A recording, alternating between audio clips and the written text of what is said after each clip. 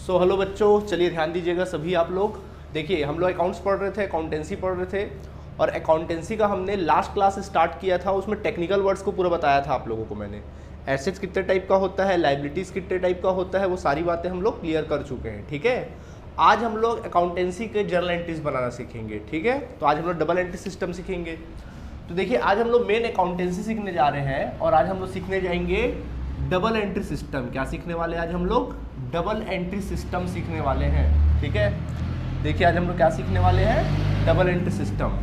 सबसे पहले तो सवाल उठता है कि डबल एंट्री सिस्टम शुरुआत कहाँ से हुआ, आया कहाँ से, ये सिस्टम आया कैसे? तो जैसा कि आप लोग पढ़ रहे हो अकाउंटेंसी, अकाउंटेंसी का मतलब आपके दिमाग में क्या आता है? बिजनेस। तो सवाल उठता है सबसे पहला कि ये बिजनेस आया कहाँ से, कैसे ये इम्प्रूव हुआ, किस प्रकार से आज के डेट में जो आप बिजनेस को जिस फॉर्म में आज आप लोग देखते हो वो बिजनेस इस फॉर्म में आया कैसे, कैसे वजूद में आया।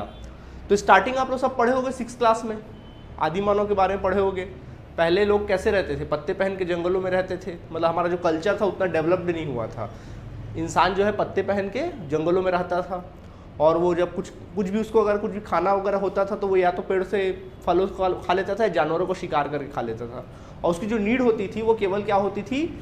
मतलब सिर्फ अपना पेट भरना और सिर्फ सर्वाइव करना ही उसकी क्या होती थी? बेसिक नीड होती थी।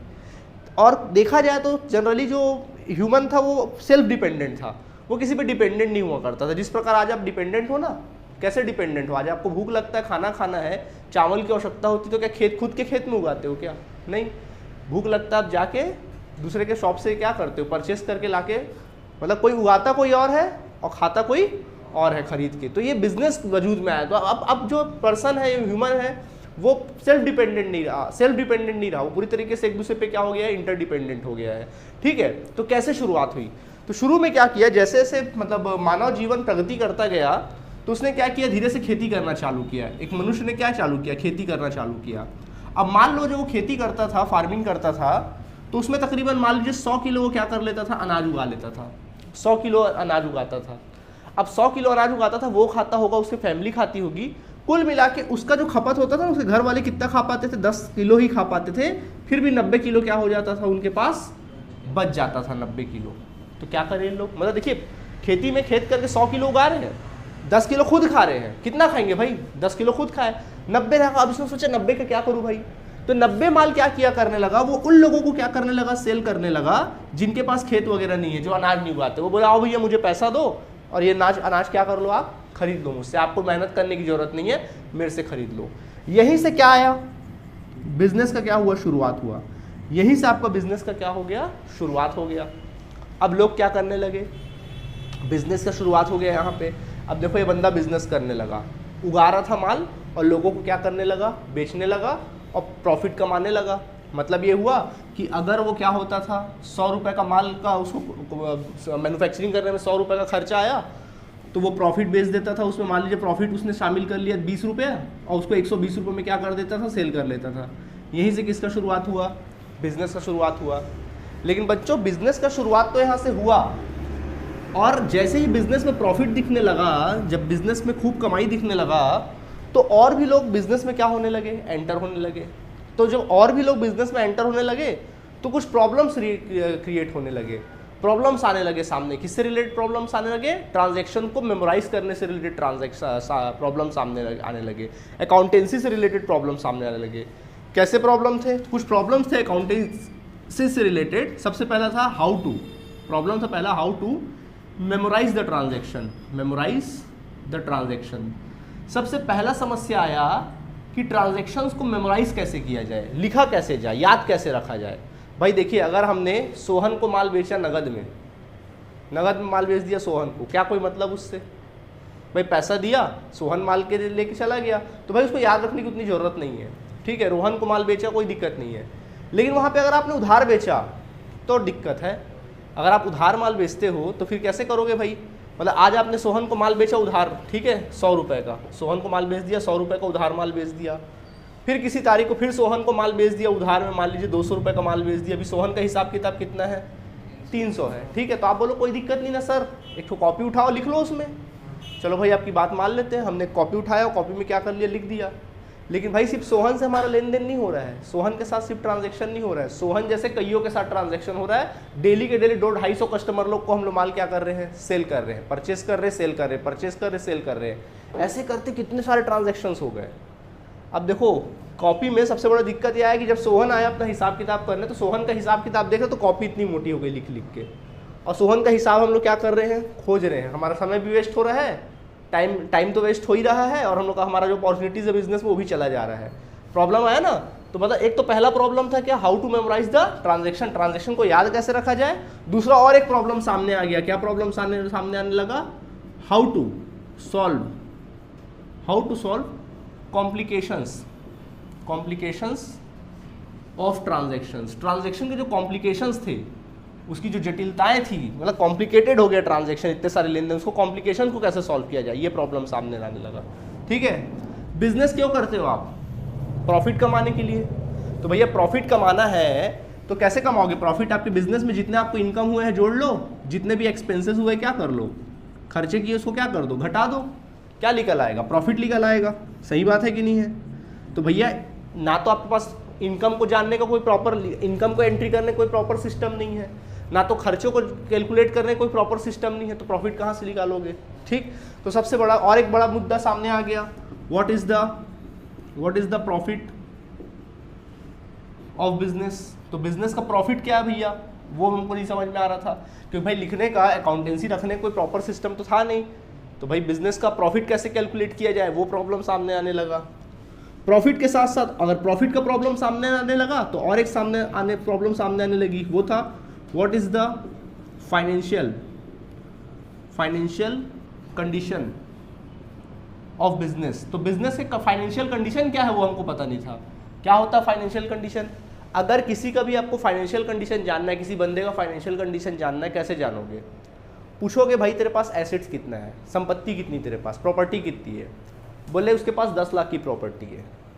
लाइबिलिटी कितना है तेरे पास, बोला 2 लाख की लाइबिलिटी है। लाइबिलिटी मतलब लोन्स उसके ऊपर कितने रुपए की है, 2 लाख की। बताओ उसका अपना कितना हुआ, 10 लाख की प्रॉपर्टी है, एसेट्स 10 लाख का है, लाइबिलिटी उसके ऊपर 8 लाख का है, सॉरी 2 लाख का है, उसका अपना कितना हुआ, वो उसका फाइनेंशियल कंडीशन है। लाइबिलिटी जितना कम होगा, एसेट जितना ज़्यादा होंगे, हम ये मानेंगे कि आपकी फाइनेंशियल कंडीशन उतनी ज़्यादा क्या है, अच्छी है, उतनी ज़्यादा स्ट्रांग है। तो वो कैसे पता चलेगा, जब तक आपके पास अकाउंट्स लिखने का कोई प्रॉपर तरीका नहीं होगा, तब तक कहाँ से जानोगे भैया कि आपके पास कितने एसेट्स है, कितने आपके ऊपर लाइबिलिटीज़ है, कितने लोन चढ़ा रखे, नहीं पता भाई। तो फाइनेंशियल कंडीशन भी आपको पता नहीं है, क्योंकि आपके पास लिखने के लिए कोई जरिया है ही नहीं। ठीक, एक और प्रॉब्लम सामने आने लगा, how to make big decisions. अब डिसीजंस कैसे बड़े डिसीजन ले, मतलब आप अभी तक माल खरीद कर बेच रहे हो, मान लो आप बैग बनाने का बिजनेस करते हो, माल बैग खरीदते हो, बैग बेच देते हो। अब आप सोच रहे हो यार मैं बैग मैन्युफैक्चरिंग में एंट्री करता हूँ, बैग बना कर बेचूंगा, तो भाई उसके लिए क्या जरूरत पड़ेगा, फैक्ट्री जरूरत पड़ेगी, वर्कर्स की आवश्यकता पड़ेगी, मशीनरीज की जरूरत पड़ेगी, है ना। तो भाई इसके लिए बड़ा इन्वेस्टमेंट चाहिए कि नहीं चाहिए, पैसा चाहिए ना उतना। तो भाई आपको क्या अपने बिजनेस का फाइनेंशियल कंडीशन पता है, नहीं पता है, तो बड़ा डिसीजन कैसे लोगे।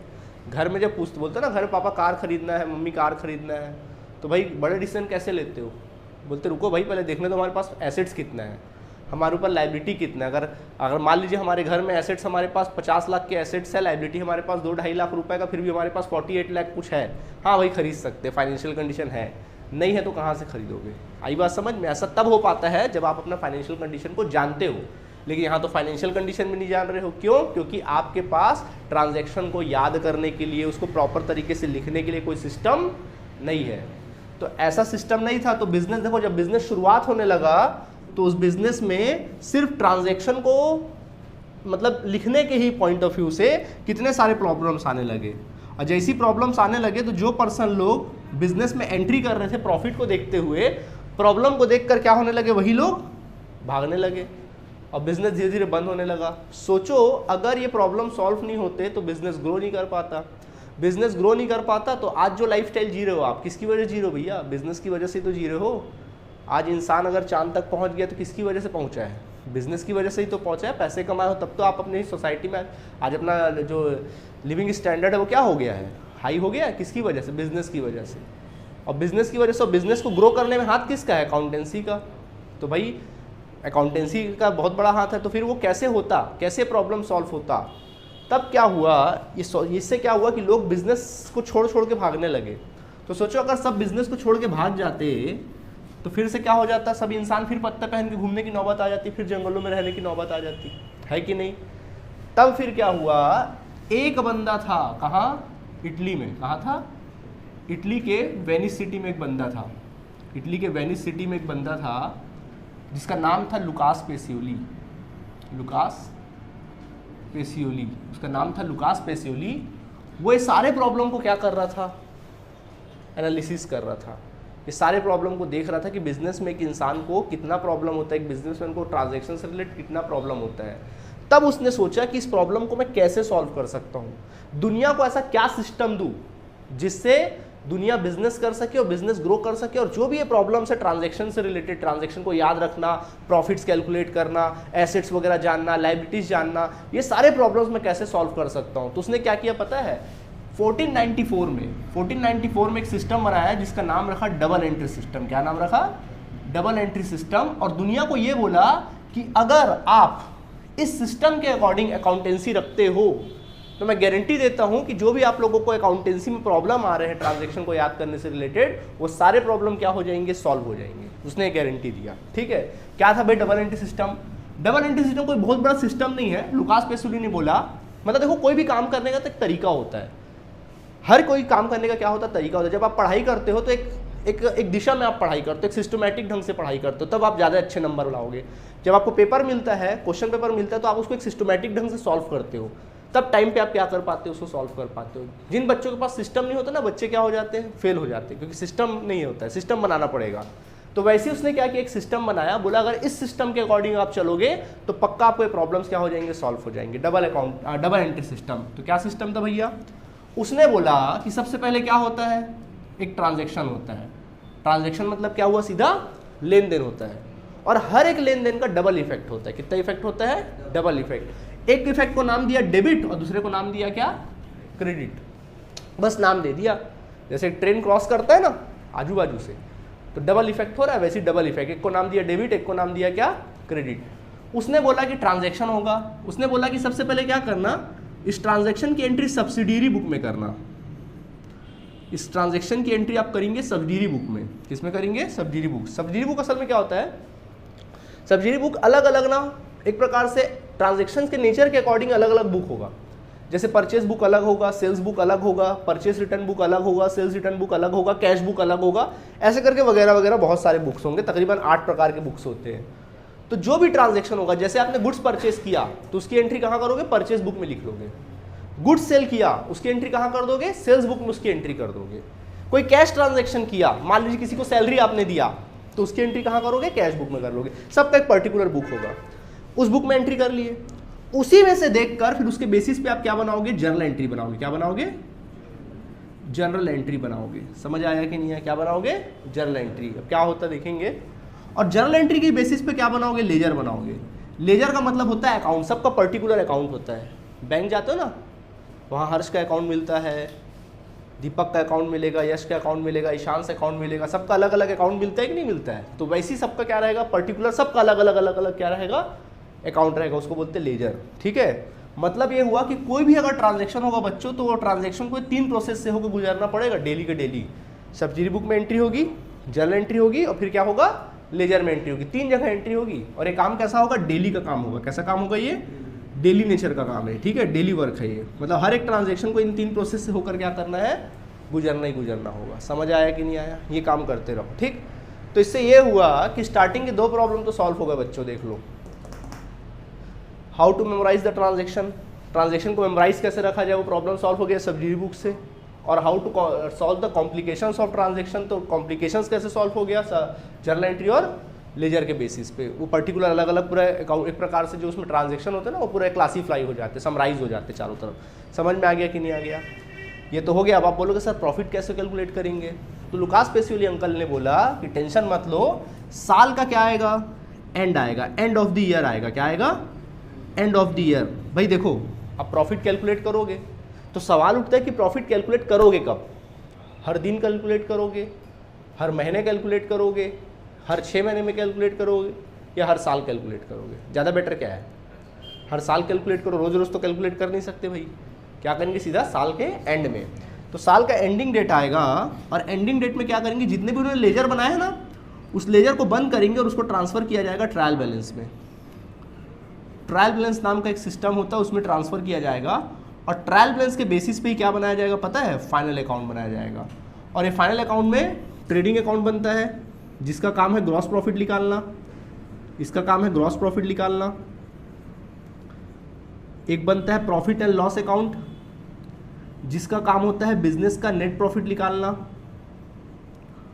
और फिर अंत में बनता है बैलेंस शीट जिसका काम होता है बिजनेस के एसेट्स एंड लाइबिलिटीज का डिटेल रखना, मतलब बिजनेस का फाइनेंशियल कंडीशन बताना। ये देखिए सबका काम है। तो जितने प्रॉब्लम से सॉल्व हो गए कि नहीं हो गए? तो अब देखो प्रॉफिट कैसे कैलकुलेट करना वो पता चल जाएगा ट्रेडिंग और पीएल अकाउंट के जरिए। बिजनेस का फाइनेंशियल कंडीशन कैसे जानना वो पता चल जाएगा एसेट्स और लायबिलिटी के जरिए। जब आपके पास सारा सिस्टम रहेगा तो जो भी आपको बिग स्मॉल जो डिसीजन लेना आप बड़े आसानी से क्या कर सकते हो, ले सकते हो और बिजनेस आपका आगे ग्रो करता चला जाएगा। तो ये बताया किसने? Lucas Pacioli. यही कारण है कि लुकास पेसियोली को पता है क्या बोला जाता है? Father of accountancy. क्या बोला जाता है? फादर ऑफ अकाउंटेंसी बोला जाता है इसी के लिए। समझ आया कि नहीं आया? ठीक। लेकिन लुकास पेसियोली की बड़प्पन देखो, कभी नहीं बोला कि मैं फादर ऑफ अकाउंटेंसी हूँ। उसने बोला कि ये जो मैंने सिस्टम बनाया है ना, वो प्राचीन काल की बहुत सारे ग्रंथ वेद पुराण उनको पढ़ के बनाया है। क्योंकि उसने सोचा कि भाई अब ये इसने सिस्टम कब बनाया? 1494 में। लेकिन जो सभ्यता था हिंदुस्तान का, भारत का सभ्यता कई 5000 10,000 वर्षों पुराना सभ्यता था। तो कॉमन सी बात है वहाँ बिजनेस तो हो ही रहे थे, बिजनेस तो हो ही रहा था, बिजनेस कंटिन्यू चल भी रहा था। तो ऐसे सिचुएशन में उसने सोचा कि भाई पुराने जो ग्रंथ वगैरह है उनको पढ़ा कि उन लोग उस टाइम पे कैसे रखते थे, अकाउंटेंसी वगैरह कैसे मेंटेन करते थे। तो उसी को थोड़ा सा ये अपडेटेड मॉडल है। वही जो सिस्टम चलता था ना, जो लोग मेंटेन करते थे, चाणक्य जी उन्होंने बनाया था, जो हमारे हिंदुस्तान में 2000 साल पहले चाणक्य ने जो सिस्टम बनाया था अकाउंटेंसी का, वही सिस्टम को अपडेटेड करके उसने कैसे पेश किया? डबल एंट्री सिस्टम के बेसिस पे क्या किया? पेश किया। आया बात समझ में कि नहीं आया? तो यही चीज़ पढ़ोगे। तो कहने का मतलब यह है कि ये जो सब्सिडी बुक दिख रहा है ना, ये अपने आप में एक चैप्टर है, पढ़ेंगे। जर्नल एंट्री ये भी अपने आप में एक चैप्टर है, लेजर अपने आप में एक चैप्टर है, ट्रायल बैलेंस अपने आप में एक चैप्टर है और फाइनल अकाउंट भी अपने आप में एक चैप्टर है और चैप्टर वाइज पढ़ेंगे। समझ आया कि नहीं आया? और सबसे पहले आप कौन से चैप्टर पढ़ने जा रहे हैं? कौन से चैप्टर पढ़ेंगे ना? सबसे पहले हम लोग पढ़ेंगे क्या? जर्नल एंट्री पढ़ेंगे। समझ आया कि नहीं आया? जर्नल एंट्री पढ़ोगे तब फिर बाकी ऑटोमेटिकली आपको बनना चालू हो जाएगा। समझ आया? तो आज हम लोग जर्नल एंट्री पढ़ेंगे। कोई दिक्कत इसमें? पक्का? यही डबल एंट्री सिस्टम है। यहाँ तक समझ में आ गया आप लोगों को बातें? चलिए नोट कर लीजिए, फिर आगे बढ़ते हैं।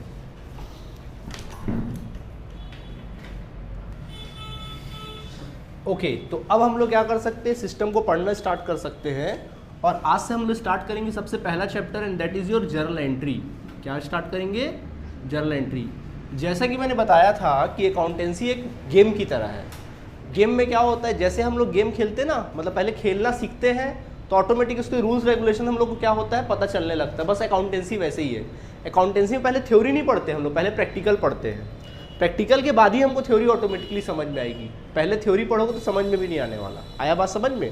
तो आज हम जर्नल एंट्री पढ़ेंगे, यानी कि डबल एंट्री सिस्टम हम शुरुआत कर रहे हैं। बट बोल रहा है लुकास पेसियोली कहते हैं कि ये डबल एंट्री सिस्टम अगर आपको खेलना है, ये गेम अगर खेलना है तो गेम के कुछ रूल्स फॉलो करने पड़ेंगे। क्योंकि भैया हर एक गेम का रूल होता है, बचपन से खेलते आ रहे हो, है ना? तो भैया आपको कुछ रूल्स फॉलो करने पड़ेगा। अगर ये रूल्स फॉलो करोगे तो ही ये सिस्टम पढ़ना, अदरवाइज नहीं करना। ठीक है? क्या क्या रूल है भैया? सबसे पहला रूल है कॉन्सेप्ट ऑफ। रूल को क्या बोलते हैं हम लोग? कॉन्सेप्ट बोलते हैं। क्या बोलते हैं? Concept of double entry system. Concept of double entry system. तो डबल एंट्री सिस्टम के कुछ कॉन्सेप्ट्स हैं। सबसे पहला कॉन्सेप्ट क्या है? नंबर 1 कॉन्सेप्ट है separate business entity concept. Separate business entity concept सबसे पहला कॉन्सेप्ट है।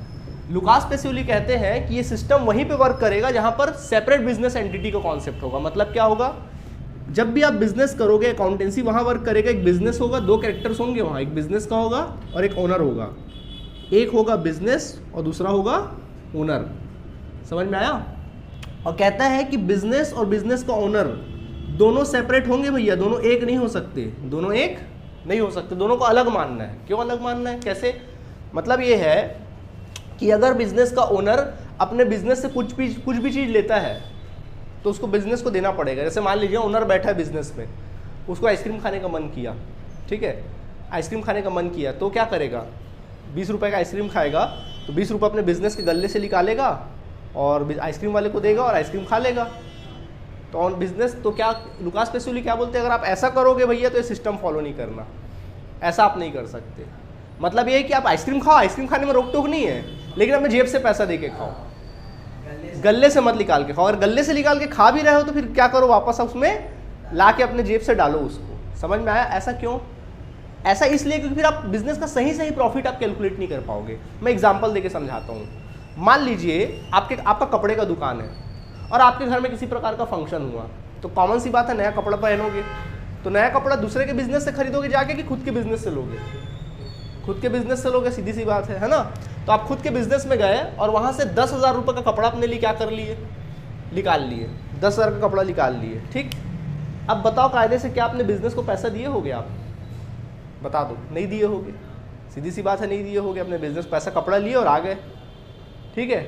अब सोचो अगर ये 10,000 का माल आप अपने लिए खुद के लिए नहीं निकालते तो क्या होता, ये बाजार में बिकता। बाजार में बिकता तो हो सकता है कि ये माल जो 10,000 का था वो 12,000 में क्या होता, आप इसको बेचते और इसमें प्रॉफिट कितना कमाते, 2,000 इसमें आप प्रॉफिट कमाते। सही बात है कि नहीं? लेकिन आपने 10,000 रुपये का माल क्या कर लिया, निकाल लिया। मतलब आपका जो सेल्स है वो 12,000 से नीचे गिर गया कि नहीं गिर गया? तो सही सेल, ये एक्चुअल सेल्स है क्या? बताओ, ये एक्चुअल रियलिटी वाला आपका सेल्स है क्या? नहीं। रियलिटी प्रॉफिट है क्या? तो प्रॉफिट कैलकुलेट सही होगा नहीं। यही कारण है कि बिजनेस का ओनर क्या, डबल एंट्री सिस्टम क्या कहता है कि अगर बिजनेस का ओनर बिजनेस से कुछ भी चीज़ विड्रॉ करेगा तो बाकायदा अपने बिजनेस को औरों की तरह पैसा देगा। जो भी दोस्ती यारी रिश्तेदारी निभानी है वो घर जाके निभाए, बिजनेस में कोई अपना तुपना नहीं चलेगा। मतलब बिजनेस अलग होगा, बिजनेस का मालिक अलग होगा। समझ आया? और आपको जब ये पढ़ोगे तो आपको एक कैरेक्टर में ढलना है, और वो कैरेक्टर क्या होगा, बिजनेस होगा। जब भी अपन पढ़ाई करते हैं ना, हम लोग एक पर्टिकुलर कैरेक्टर में ढलना पड़ता है। जब आप कैरेक्टर में ढलते हो ना तो बात बनती है। तो आपको क्या ढलना है, आपको नो बिजनेस, आप अपने आप को बिजनेस समझना और बिजनेस को ओनर अलग समझना। समझ आ गया? धीरे धीरे बातें क्लियर होंगी इसकी, ठीक है। इसके बाद बच्चों अगला बारी आता है करंट बिजनेस कॉन्सेप्ट। कौन सा बिजनेस आता है? Current business concept. Current business concept का मतलब क्या होता है? करंट बिजनेस कॉन्सेप्ट का मतलब होता है कि बिजनेस रेगुलरली चलता रहेगा, करंट बिजनेस रहेगा। बिजनेस कोई ऐसा नहीं कि एक साल में बंद हो जाएगा, रेगुलरली चलेगा। कारण क्या है पता है? देखना, आप कुछ खर्चे करते हो, उसका कारण ये है कुछ आप खर्चे करते हो। जैसे आप कोई खर्च किए, जैसे कि मान लीजिए आपने इलेक्ट्रिसिटी बिल दिया, तो इसका फायदा आपको कितने दिन तक मिलेगा? 1 महीने तक, मतलब 1 साल के अंदर ही मिलेगा उसका फायदा। लेकिन उसी जगह आपने एक मशीन खरीदा, उसका फायदा कितने दिन तक मिलेगा? कम से कम 10 साल तक, 10-20 साल तक उसका फायदा मिलेगा कि नहीं मिलेगा? आप लोगों को 10 से 20 साल तक उसका फायदा मिलेगा। आपको आई बात समझ में कि नहीं आई? तो उसका फायदा आप लंबे समय तक उठा रहे हो। मतलब वो ऐसा खर्चा है जिसका फायदा आप अगले साल पास ऑन हो रहा है। मतलब इस साल भी उसका कुछ हिस्सा इस्तेमाल कर रहे हो और अगले साल भी उसका हिस्सा इस्तेमाल करो, उसके अगले साल। इलेक्ट्रिसिटी बिल केवल उसी महीने में इस्तेमाल कर लिए, लेकिन कुछ खर्चे ऐसे जो अगले साल भी पास ऑन हो रहे हैं। तो मतलब क्या होगा, करंट बिजनेस कॉन्सेप्ट। क्योंकि मतलब करंट बिजनेस कॉन्सेप्ट में ये होता है कि एक चीज को आप दूसरे चीज में क्या करोगे, शिफ्ट करोगे।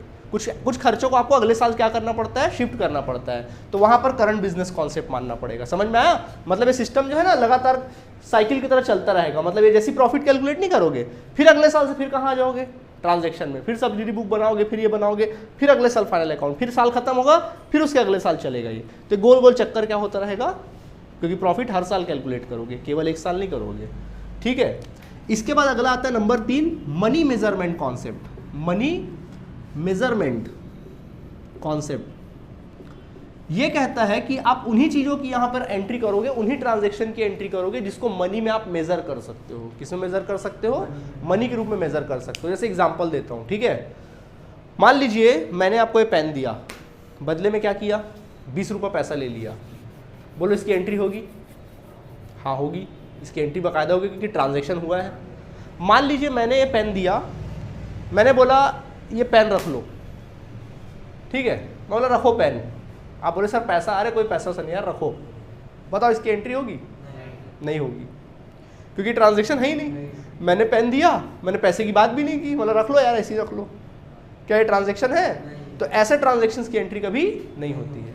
लेकिन अगर मैं आपको ये बोलूँ कि ये पेन है, लो रखो पेन, 20 रुपये का पेन है, रख लो, आप बोले पैसा नहीं, रख लो, 20 रुपये का पेन है यार मेरी तरफ से, रख लो, मत दो पैसा वैसा, बताओ क्या ये ट्रांजेक्शन है? क्या ये ट्रांजेक्शन? मैंने बोला ये 20 रुपये का पेन है, रख लो, पैसा मत दो, रख लो, क्या ये ट्रांजेक्शन है?